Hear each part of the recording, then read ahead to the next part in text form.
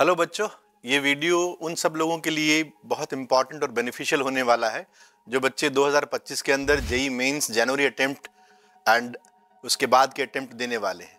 मैं आपको इस वीडियो के अंदर बहुत सार के अंदर ये बताऊंगा कि किस तरह से आप जेई मेंस की अब मैथ्स की रिवीजन कर सकते हैं।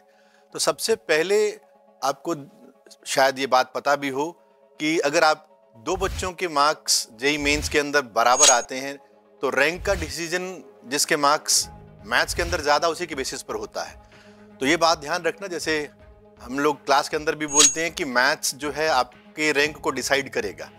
ओके, और जेई मेंस की मैथ्स रिवीजन के अंदर सबसे पहली और इम्पॉर्टेंट बात यह है कि आपको पूरे सिलेबस को कवर करना है, किसी भी चैप्टर को छोड़ मत देना। जेई एडवांस के अंदर तो बच्चों तुम चैप्टर को छोड़ सकते हो। मान लो तुमको कोई चैप्टर बहुत मुश्किल लग रहा है तो उस चैप्टर को तुम छोड़ भी सकते हो कि ज़्यादा से ज़्यादा इस चैप्टर में से 1 या 2 सवाल आएंगे। लेकिन जेई मेंस के अंदर किसी भी चैप्टर को छोड़ना नहीं है, क्योंकि इसके अंदर जितने भी चैप्टर्स हैं ना, उन सब चैप्टर से, अधिकतर चैप्टर से सवाल पूछे जाएंगे और सवाल भी बिल्कुल फंडामेंटल नेचर के होते हैं। फंडामेंटल नेचर से मेरा मतलब ये है कि अगर आपको थ्योरी पढ़ी हुई है और थोड़ी सी भी प्रैक्टिस की हुई है तो उस चैप्टर के सवाल आप कर पाओगे। कई बार बाद में मैंने देखा कि बच्चों को रिग्रेट हो जाता है कि यार ये सवाल ये चैप्टर में छोड़कर गया था और इसमें से 2 सवाल आ गए और दोनों बहुत आसान सवाल थे। तो ऐसा रिग्रेट आपको न हो, उसके लिए ज़रूरी है कि आप जो भी चैप्टर्स हैं आपके पास में उन सब की आप एक रिवीजन करके जाएं। रिवीजन से मेरा मतलब इतना भर ही है कि आप जिस भी कोचिंग से पढ़ रहे हैं या अपने आप पढ़ रहे हैं तो आपने जो नोट्स बनाए होंगे, जो भी सवाल आपने सॉल्व किए हुए होंगे, तो एक बार वो सभी सवालों को, उन सभी थ्योरी को एक बार पढ़ लें और उसके बाद में आप उस चैप्टर बेस पर कुछ क्वेश्चंस बना लें। अब इसमें जनरली मैं ये कहता हूं बच्चों के कि कोई भी चैप्टर, जैसे लाइक डेफिनेट इंटीग्रल का चैप्टर है, तो डेफिनेट इंटीग्रल की रिवीजन को कंप्लीट मैं तभी मानूंगा जब आपने उस चैप्टर के सब चैप्टर्स में से टोटल मिलाकर 30 क्वेश्चंस ले लिए हैं और उन 30 क्वेश्चंस को अपने आप से सॉल्व कर लिया। इस तरह से इनडेफिनेट इंटीग्रल है या एप्लीकेशन ऑफ डेरिवेटिव है, इनसे भी आपने 30 क्वेश्चंस लेकर आपने पूरे उन 30 क्वेश्चंस को सॉल्व किया है। ठीक है, और इसके बाद में जैसे आप जिस भी कोचिंग से पढ़ रहे हैं उसका मटेरियल होगा, उस मटेरियल को कंप्लीटली जो भी सिंगल करेक्ट जेई मेंस के हिसाब से तैयार किए गए हैं उनको आप पूरा दोबारा से लगा लीजिए।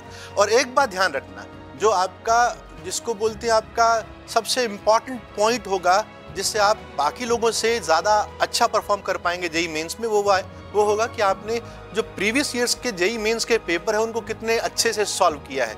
ठीक है, और जैसे मान लीजिए कि आप एक दिन के अंदर, आप मान लीजिए आप एक पेपर सॉल्व करते हैं, तो वो जो पेपर सॉल्व करने का टाइमिंग के हिसाब से सॉल्व कीजिएगा। लाइक 70 मिनट्स का आप एक टाइमर लगा लीजिए कि इस टाइम के अंदर ही मुझे उतने सवाल सॉल्व करने हैं जो जेई मेंस के अंदर आते हैं। तो उससे आपको एक आइडिया हो जाएगा कि आप इन क्वेश्चंस को कितने टाइम के अंदर सॉल्व करते हैं और आपका एक्यूरेसी रेट कितना है।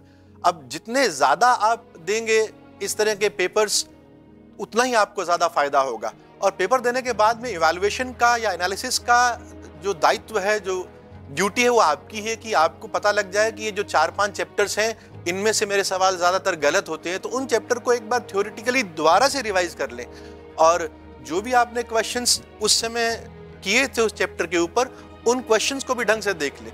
मतलब आपको पिन पॉइंट पता लग जाना चाहिए कि आपको प्रॉब्लम इस चैप्टर के अंदर इस आर्टिकल में यहाँ पर आ रही है, ताकि आप उस प्रॉब्लम को एलिमिनेट कर अच्छे से दोबारा टेस्ट दे सकें। इस तरह से अगर आप अपनी मिस्टेक्स को मिनिमाइज करते हुए जाएंगे तो जेई मेंस के टाइम जब आप एग्जाम देंगे तो मुझे लगता है कि आप बहुत अच्छा कर पाएंगे।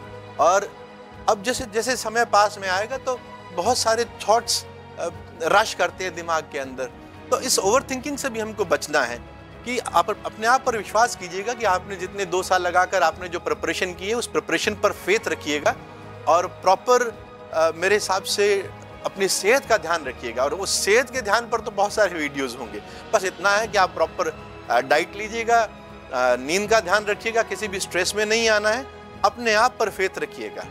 तो यही सारी बातें मैं आपको बताना चाह रहा था। And wish you all the best for your first attempt in JEE mains 2025। Thank you.